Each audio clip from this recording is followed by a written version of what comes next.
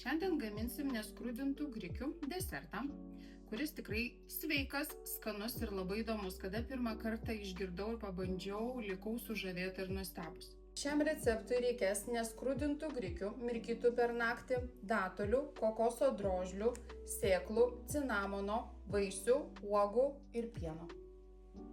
Grikius išmirkome per naktį, nuplauname po tekančiu švariu vandeniu, užpilame truputėlį augalinio pieno.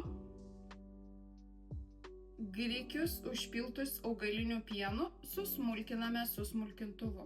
Einame susmulkinti. Paruošime datulės, kurias truputėlį susmulkiname, kad galėtume įdėti į grikius, sutrintus su pienu, kad turėtų grikiai saldumo. Supjaustytas datulės sudėsime į grikius ir pasiruošime kokoso drožles. Dėl skonio truputėlį galima cinamonu pagardinti šitą patiekalą. Dabar viską vėl sumaišome iki vientisos masės ir paragaujame, ar užtenka saldumo ir tirštumo. Pasiruošiam braškes, tai susismulkinam patogiais valgyti kubeliais.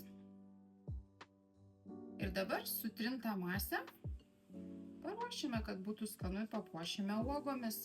Galima dėti moliūgų sėklas, riešutus, įvairiai, kaip kam kas patinka, tokį pagardą ir dėkitės pagal save arba kas yra šaldytuve tuo metu.